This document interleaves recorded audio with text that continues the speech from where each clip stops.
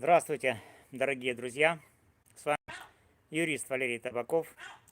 И сегодня я поделюсь с вами своими мыслями и наблюдениями по поводу очередного судебного заседания, которое прошло сегодня, 26 июня 2025 года, по делу обвинения Вячеслава Зинченко в убийстве Ирины Фарион. Это дело, как вы знаете, вызывает много вопросов. И я, как юрист, не могу пройти мимо того, что происходит в зале суда. Сразу скажу, что с прошлого заседания, которое было вчера, в судебном процессе ничего кардинально не изменилось. Но есть несколько моментов, которые я хочу с вами обсудить, потому что они очень важны. И, друзья, держитесь, потому что я добавлю еще одну мысль, которая, на мой взгляд, просто вопиющая. Поехали. Начнем с того, что происходило на вчерашнем заседании. Я уже упоминал в своем предыдущем видео некоторые детали. Но давайте углубимся. Прокурор Петлеваный, представляющий сторону обвинения, зачитывал в суде какие-то СМС, которые, по его утверждению, Зинченко якобы кому-то отправлял. Также он зачитывал заметки, которые, опять же, якобы были у Зинченко на телефоне, или которые он откуда-то скачивал и использовал. Что это были за заметки?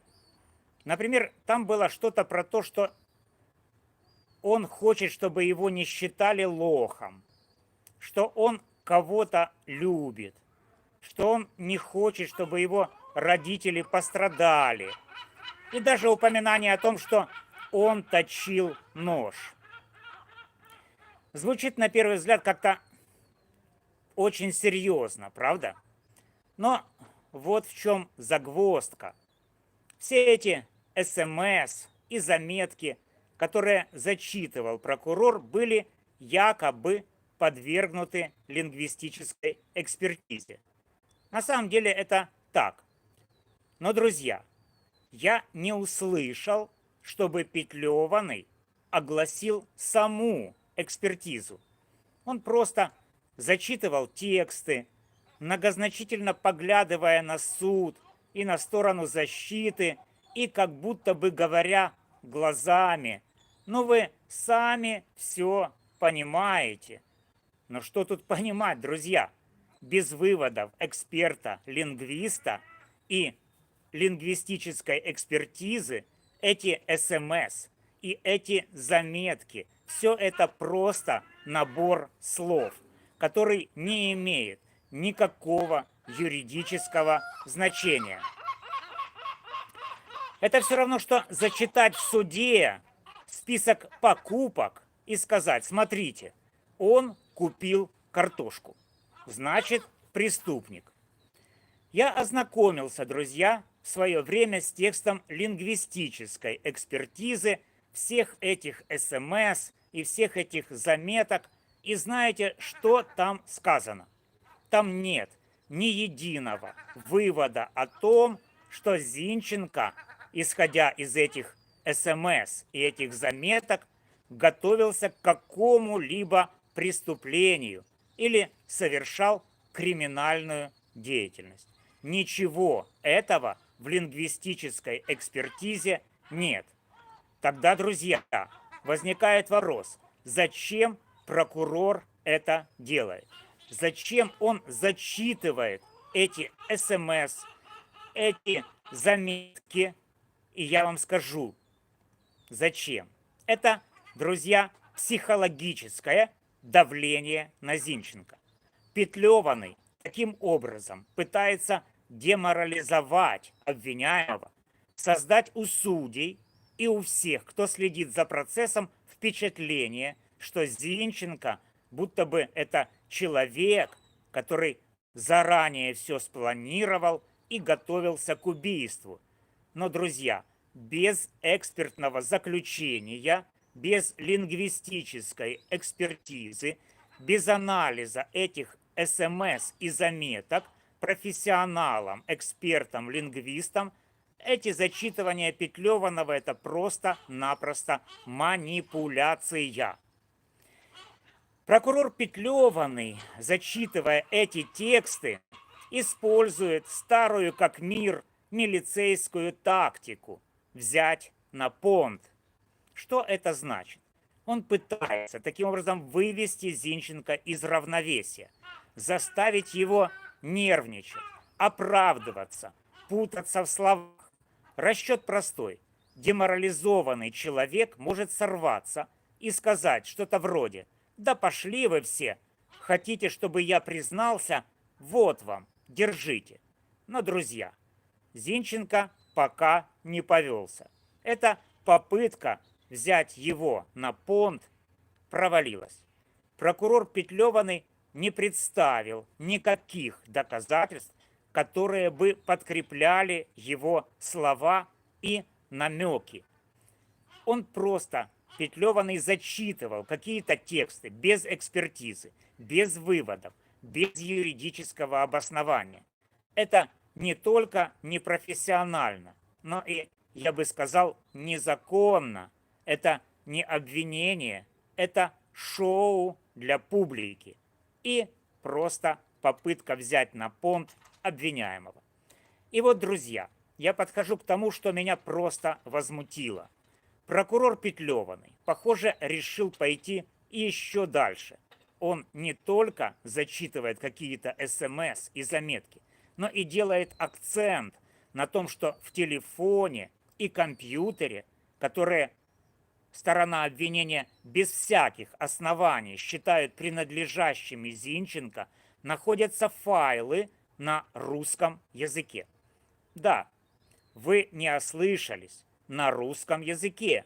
И вот он, Петлеванный, зачитывая эти тексты, чуть ли не плюется с таким видом, будто это само по себе, тексты на русском языке, доказательство вины.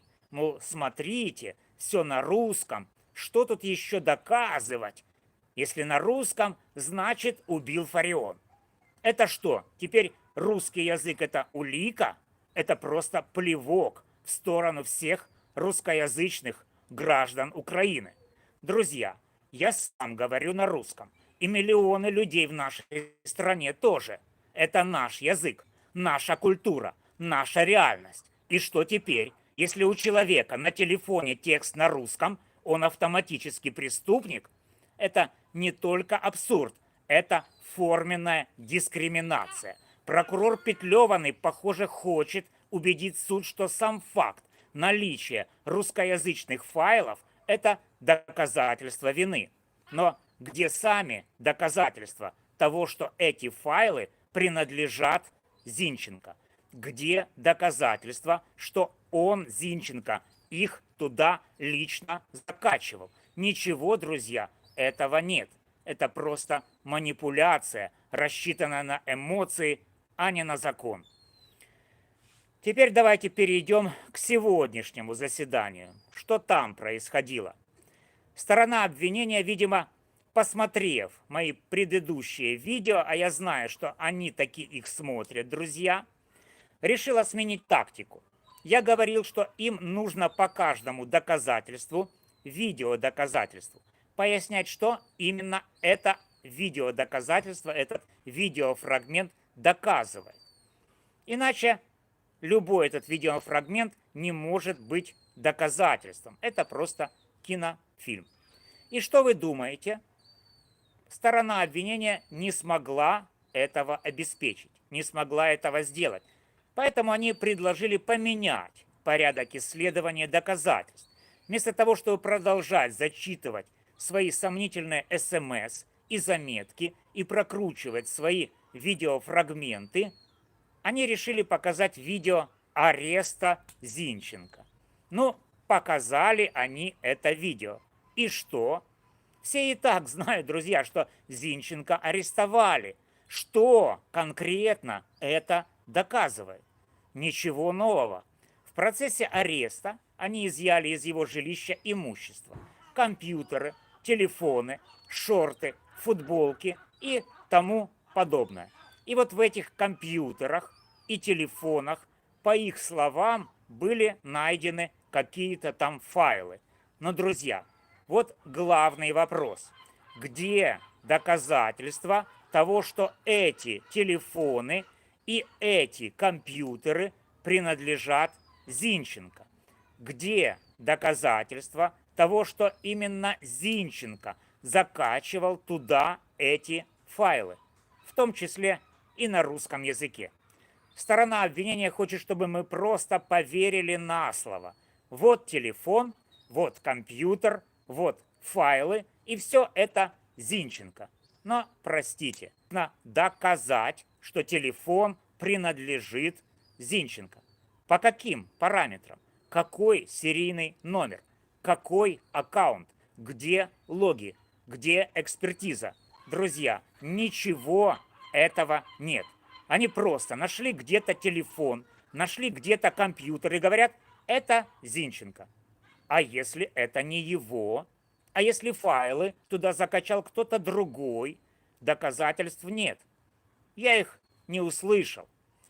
И вот тут мы подходим к еще одной проблеме. К суду. Адвокат Зинченко молодец. Задал прямой вопрос. Товарищ прокурор, а что конкретно доказывает вот это вот фото? Или вот это вот видео? Или вот этот вот скриншотик? И тут, друзья, вмешивается суд.